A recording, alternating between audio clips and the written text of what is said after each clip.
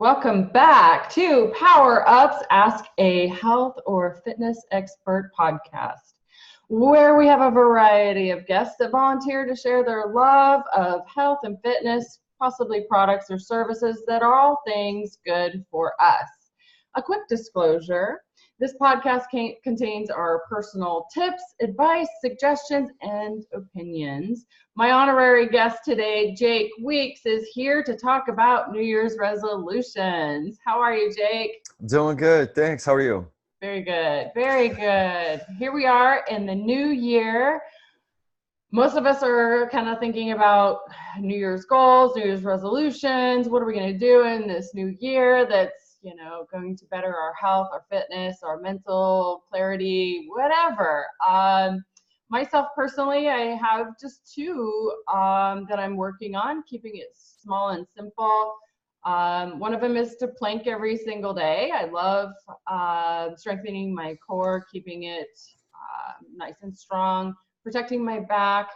I know that over the last couple of years, I kind of got away from planking every day. So 2020 is the year of planks for me. I don't have an amount of time set, but just to do it every single day. And in my mind is a minimum of 2 minutes. But, 2 minutes is, we can all do something for 2 minutes a day, right? So keep it small. And then the other one is journaling 5 minutes every single night of my words of 2020, which are laugh, listen, and inspire. So those are my two small New Year's resolution goals. And I know that we've talked in the past, Jake, about yours. Yours is a little more complex, would you say?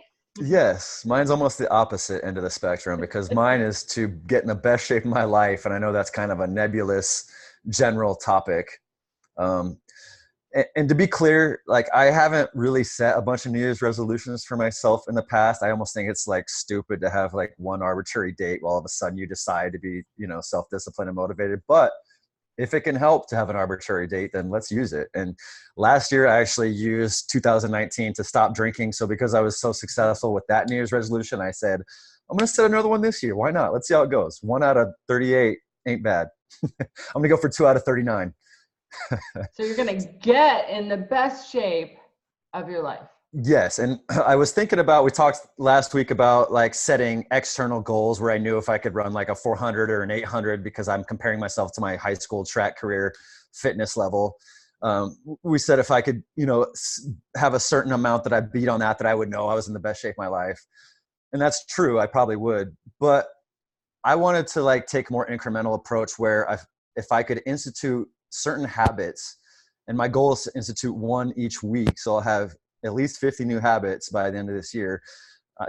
If I know that I can institute those, then I know I'll be in great shape. And one example is to like eat clean, not to buy candy from the store like I've been doing.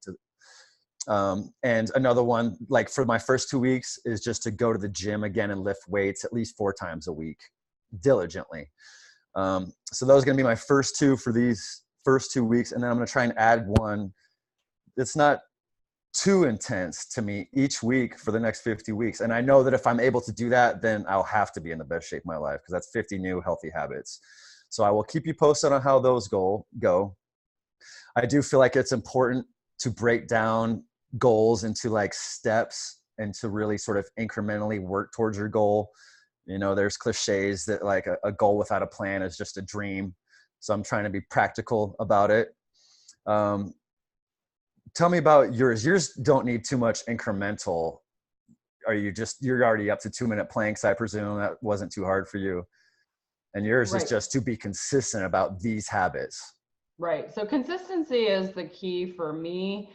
So I have a wall calendar that I bought on Amazon. It's in my Amazon link if you're interested, but I'm probably a little late now. But I have a wall calendar. And so what my theory is I put a letter P with a circle around it every day that I do a plank.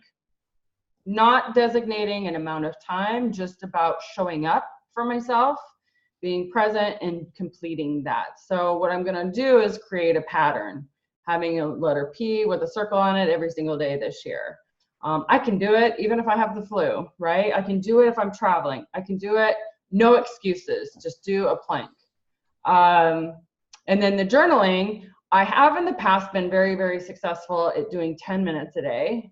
And when I did it in the past successfully for several months, I did it in the morning. But since then, since I created a new habit and I stopped doing it and haven't done it now for at least a month, probably a month and a half. So I created a new habit, right? Not journaling and the fear of starting and, so January 1, new year, new month, new day, new goals. I started journaling again, but I shifted it to the evening. And because I do have so many things that I do, they're basically micro habits that I do every single morning. To fit that in and have it be 10 minutes seemed overwhelming to me. I felt some resistance. I felt some pushing back on it. So what I did is I said, you know what, let's give this a try. Let's toggle it down to 5 minutes, make it a smaller chunk, and move it to the evening. And something that I really am embracing is having 3 words to live by every day. And so those 3 words for 2020 are laugh, listen, and inspire. So I thought with this journaling, I'll toggle it down to 5 minutes, put it in the evening, and reflect on those 3 words, asking myself, did I laugh today? Did I listen today to a client, a loved one, whatever, a friend? I feel like listening is really important. And then inspiring. Who did I inspire today? I quite often get messages from people telling me that I inspire them, but what am I doing to continue that? What am I doing to continue reaching more people and connecting with more people, to inspire, to get healthy, right? So I felt like that 5 minutes is great. And so far, as we're recording this, it's January 3rd. What's been great about it is I set my stopwatch when I start journaling, and I don't really pay much attention to it. I just go to my book and I start journaling, and I look up and I realize that 5 minutes just blew by and I'm already at 8 minutes. So, but I'm still just keeping it at the 5 minutes. And, when I get into it, I can go longer or not, but just really keeping it a small, tiny, little doable action. So quite literally, I could do both of mine in less than 10 minutes every single day, and I'll feel good about it. So, and I do think that that's important with any kind of goal that you start really small. And once you master that small chunk, move to the next one, which is pretty much kind of what you're telling me that you're going to do, is start with one tiny habit the first week, maybe expand on that habit or create a new habit for the next week, but just a bunch of small little habits. And your math of 50 seems a little off. I think there's 52 weeks in the year. I was giving myself a little leeway, figuring there might be 2. 2 that you're what? I don't know. I figured like this half week, I do feel like I'll be able to institute these habits this week, but I just thought, maybe I'll take a vacation in the summer, maybe next like holiday time, I'll just decide I'm going to gorge, just take a week off. So I wanted to be like a little lenient of any kind of extra. When I was trying to come up with 50 things. Yeah, go ahead. Can I say one thing? Yeah. So what I find is, and this is what my concept and what it's an experiment, right? I do work with a lot of clients, and one thing I do realize and see in my clients is when they miss 2 days in a row, you've created a new habit.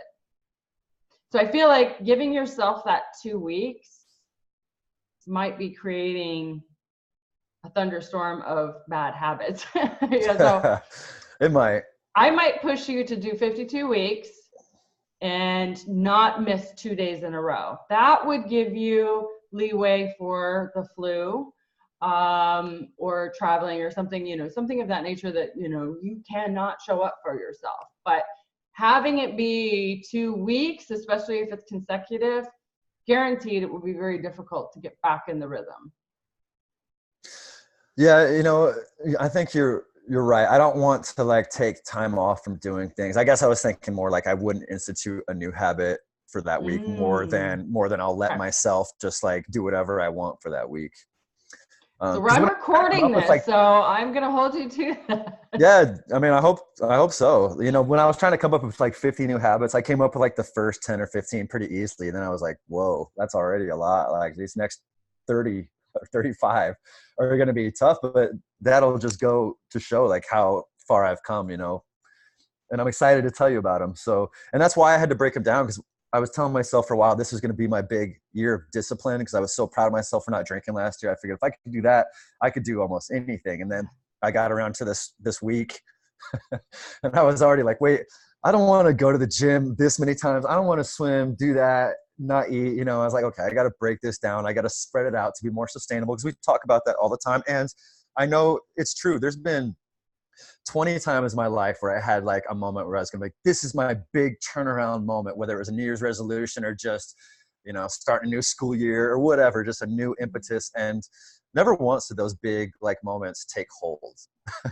It always, my habits took hold when I just focused on one little one and got that one in place and then went on to the next one. There was a time in my life where I thought about having a calendar and marking down all the things I did that day, and I would never sustain it. You know, I think it's a great idea and it's something I would like. I would like to have my calendar at the end of the year, have a bunch of letters for all the 50 habits that I was able to do.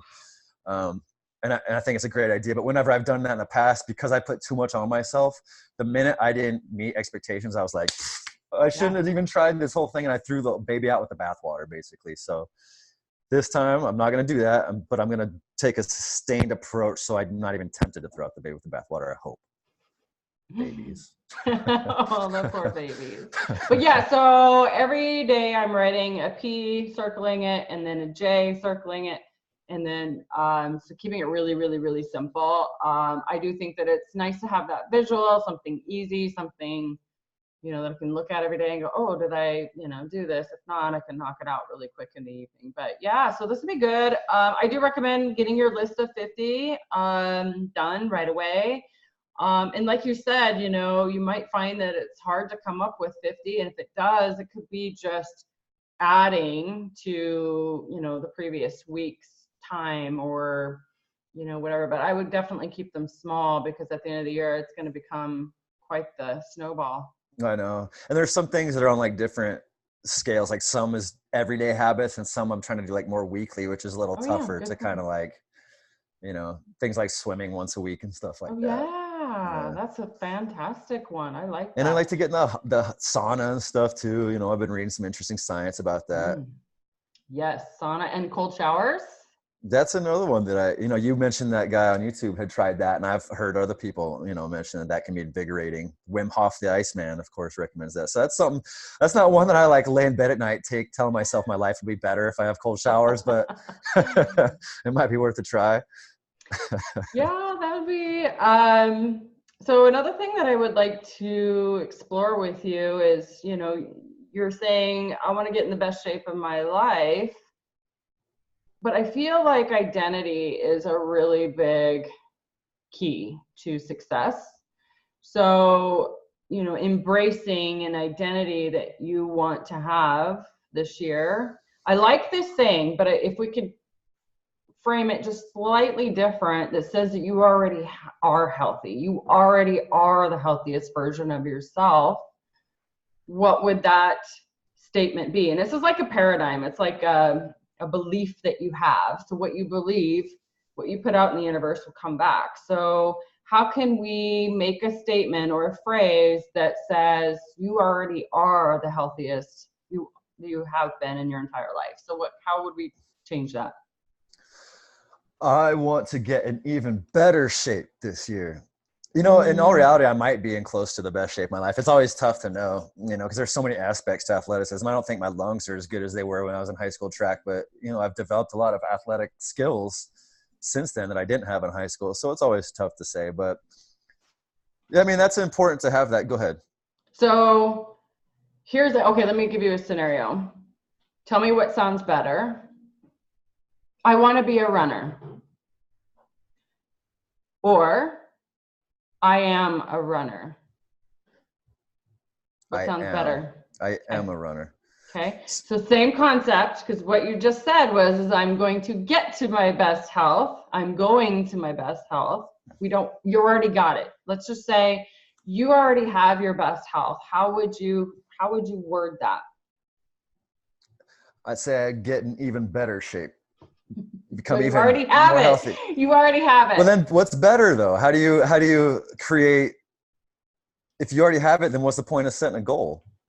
Like why identity. It's an identity. You will hold this identity that I am the healthiest version of myself. having that, you already have it. So you're going to make choices every day, and you're going to fulfill these small, tiny habits every single day. So it's not about getting there. We already know that that's what you're working on this year. But let's just create this paradigm or this belief that you already are the healthiest version of yourself. And because of that, you're going to maintain these weekly goals. I like the way you're thinking. I like being positive about these things and trying to frame it, the right way. It is important how you self-talk and how you talk to people. And I do want to be the best athlete I can be. And I do feel like I'm good, but I could be better. I don't know if I'm making the distinction that you're looking for. I feel like we're in a semantic argument now, and I don't know. I love it though. I love this. I love this. How about I want to read a book every single week versus I am an avid reader? So you're just saying break it down in the processes, like, again, just breaking it down into little goals. So I want to go to the gym 4 times a week. Right? No. And I can't give you the answer because it's got to come from you. It's got to be in your own words. It's got to be, you've got to feel it deep, deep inside. So one part of it is that you already have it. You're already there. That's your mindset. That's the shift that I'm getting you to. Because what you're telling me is you're going to get to the best shape in your life. But that's also throwing out a possibility that you might not get there. So I want to shift your mindset. I want to shift it to a positive that you already are healthy. You already have it, not a process. Because, okay, here's another one. I want to run a marathon versus I am a runner. So the 2 different variations between those two is I'm going to run a marathon means that you're going to go run that marathon, maybe half-assed, you might walk it, who knows, and then you're done. You're not going to run ever again. That's the perception, right? That's how I would view that. Now, if you tell me you're a runner, you're going to go do a half marathon, you're going to go do a full marathon, you're going to run all over the world, you're going to accomplish so much more than just running a marathon. I'm just going to run a marathon. Or saying, I'm going to get in the best shape of my life. Well, when? Like, I get that you have this weekly goal, but let's shift it to, like, you already have it, and embrace it and really embody it and say, I am healthy now.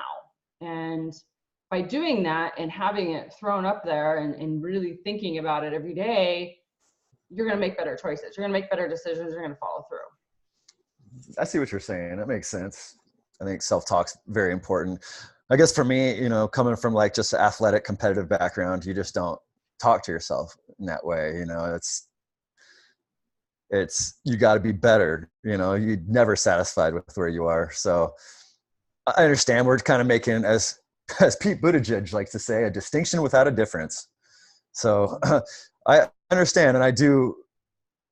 It's weird because I think about myself as an athlete, but I also, I try to stay humble and I try to like keep a view of how I could be better. So I understand what you're saying. It's important to be kind to yourself and to come from a place where you, no matter what level you're at, you do believe you're an athlete, because we are humans. We are athletes. We have athletic genes. Every one of us can be an athlete and has an athlete inside of us waiting to burst out.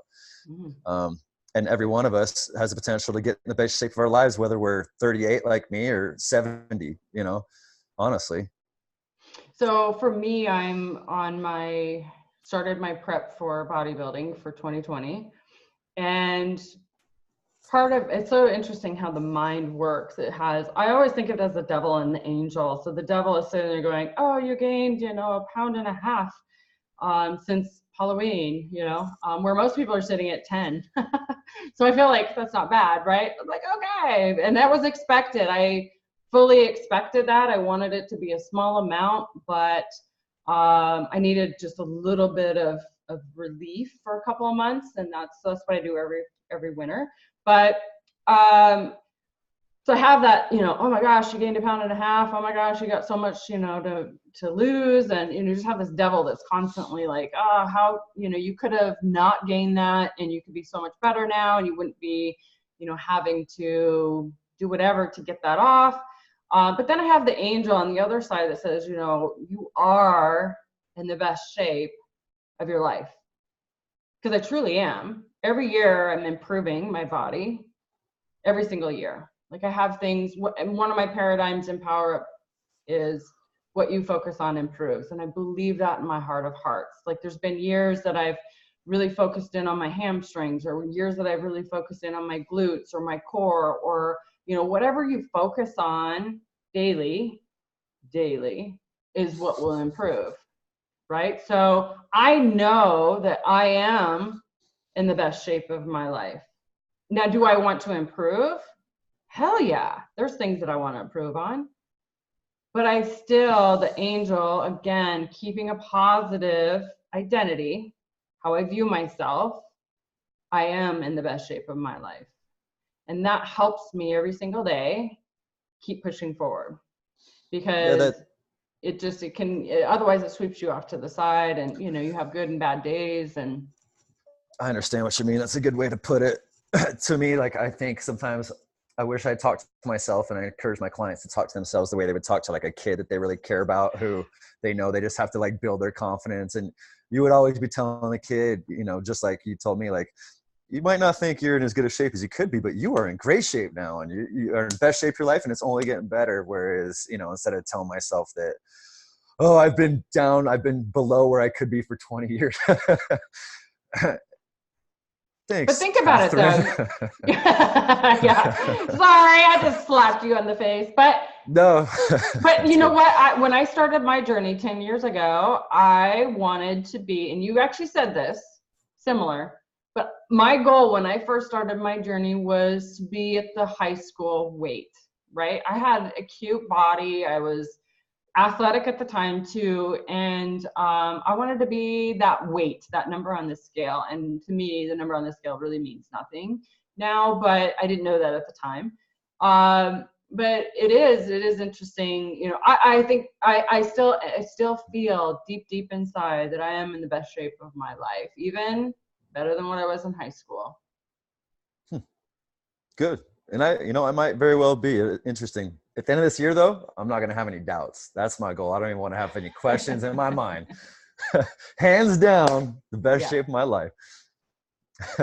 Well, good. So this week you're working on eating clean. The incremental habits I have this week and next, because I have 2, but I wanted to start them right at the beginning of the year, is eating clean, like no more late night binges at the grocery store candy section. I know once I stopped drinking, I was like, I had to allow myself something to like, for impulsive, momentary, just feeding my need to, have something going into my mouth. It's same with smokers. They recommend that like either you suck on a lollipop or something, and then to just go to the gym and start lifting when I go consistently, at least 4 times. So 2 upper body, 2 lower body workouts a week is going to be my goal. And that's going to be true from here on out for the rest of my life. Like even in the summertime, if I don't go to the gym, I'm at least doing some one-legged squats or doing some plyometrics, but 4 times a week for the rest of my life, I need strength training. So and I love this, and I'm going to support you every week in this. I'm going to challenge you every single week, which I already kind of have started. No, that's good. I need it.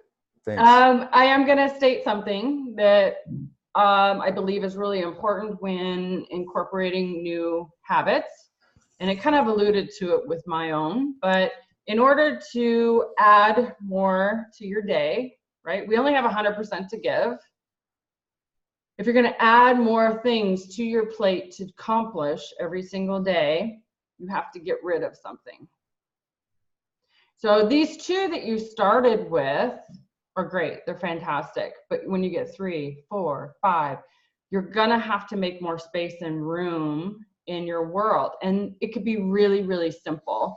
What I call it is clearing out the clutter. And sometimes clearing out the clutter is simply just deleting a bunch of email out of your inbox that is just overflowing, or clouding your brain. It could be going through your clothes and donating a whole bunch of clothes, because guess what, when you donate and minimize your clothing, you have less clothes to wash, less clothes to fold, less clothes to move around and deal with, right? But you need to remove some clutter out of your life. That could be cleaning out your car. It could be unsubscribing from things. I don't know. It could be a lot of different things, but removing some stuff out of your life, your day, or creating that space to be able to be effective and follow through with this. Yeah, lucky for me, these ones, like one was a negative and one was a positive. Basically, I stopped spending as much time eating candy. That true. just saved me minutes a day on average. Yeah. Money for sure. Yeah. You know what was so frustrating is I'd spend $10, $12 here and there on candy binges multiple times a week. And then I'd get home and be like, I could have had like a nice healthy sandwich or burrito or something I deprive myself of far too often for candy. Yeah. Shame on me. With no macro or micronutrients whatsoever. Bad for your teeth. It's bad for your instant skin. gratification. That's it. Just instant gratification. So back to that. What are you going to fill when you need that comfort? You need to have something to fill that comfort. And usually works really well is like something in the realm of creativity, so if you're musically inclined, fill that need, like you in the evening, if that's when it's happening, you're feeling like I need some comfort candy, then you might want to go to the drum set, or maybe it's going for a walk, or maybe I think that's it for me. Mostly is exercise. But one nice thing for candy specifically is dried fruit. I think is like an easy way to get sweet tooth. Don't give me that look. What's wrong with dried fruit? Fructose, number one. Fructose is different when it's administered via fruit versus juice. So fructose administered via fruit is not nearly the effect on the liver that they have attached to juice. In fact, that's what we're talking about next week, in fact, because if we're going to have a debate about this, it's going to be a good one. Fructose, fruit, and fruit juice. What's on, all right? But this is something I researched pretty thoroughly. But compared to candy, there's no argument. Oh my goodness. Yeah. So next week we know what our topic is. That's a myth. Fruit isn't as healthy as like vegetables, but that whole thing about fruit juice is terrible. And that's what took me down this fructose research road, is I was drinking a lot of fruit juice at a time when I wouldn't want to drink as much alcohol, because I was like, cool, I'll have apple juice instead or something. And then I did some research and was like, no. And I wouldn't recommend to someone that they eat like fruit in lieu of vegetables and other things, but fruit I think are really healthy for you. And we're gonna have a great debate next week about fructose. Get your boxing gloves. Yeah, right. Well, next week we'll definitely talk about how your goals are doing, how you're doing as eating clean and going to the gym, and then what your next week project 3 goal will be. I will. Thank you for being so caring. Folks who are watching, this is what Katherine Hood will do for you. Healthy lifestyle coach. She will hold you accountable, and she will help you achieve your goals. Right on. And how do we get a hold of you? fitandhappyclub.com. I will help you achieve goals too. Yeah. You can call me, get my phone number there, call me, 2 free sessions, free assessment of your gait and your posture and just your lifestyle and the way you eat, all that for free. So give me a call and let's get started. Absolutely. Great. Thank you, Jake. Thank you as Thanks, always. Katherine. Great job. All right. Bye. Bye.